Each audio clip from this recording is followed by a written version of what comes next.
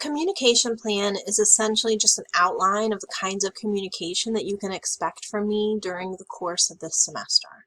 So first, I'll be posting weekly announcements. As I've mentioned before, you'll get an announcement every Monday morning that outlines the tasks and the due dates for the week, as well as additional tips and hints and reminders.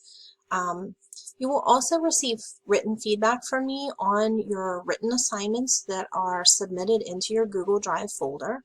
So grammar suggestions and wording and APA and content type suggestions meant to help you improve your writing. So those will be posted on your documents in Google Drive.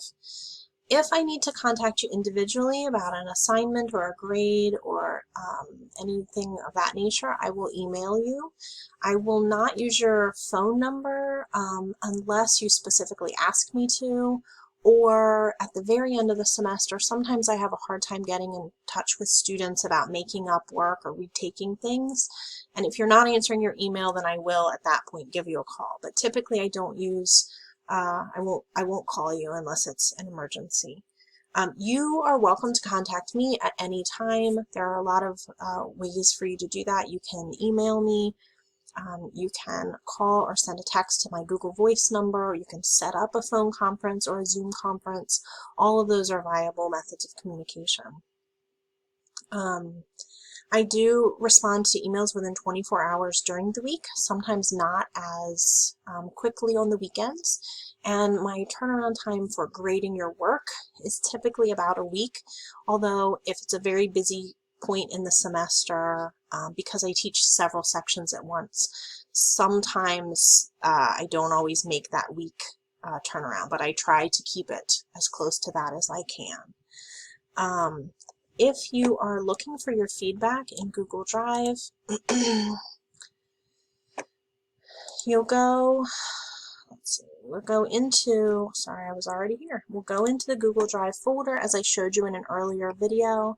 You will take a look at the document that you submitted. So I don't have any sample papers submitted in here, so I'm just going to wing it for the purposes of this video. But if we pretend that this was a writing assignment, what will happen is I will make comments sometimes for you like this, and I'll say, this sentence is awkwardly worded, or something like that.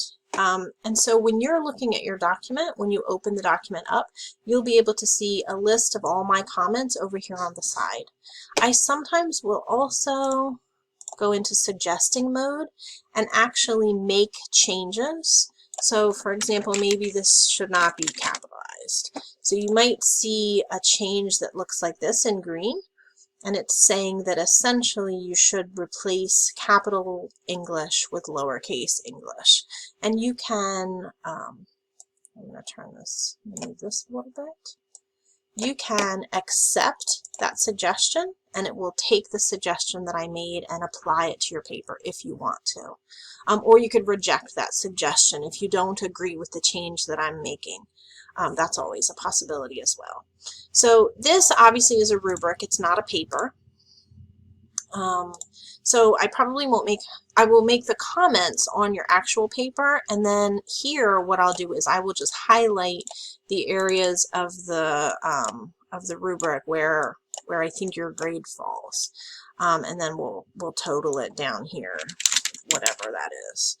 So this is where you'll see what your actual number grade is, and then if you look at your paper, you'll see the comments that I made throughout the paper along the way.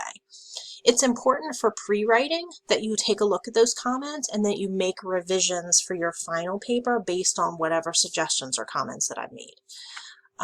So hopefully this has been helpful, and you'll all be able to access my feedback and comments easily. If you still have questions, just send me an email or let me know, and I'll be happy to help.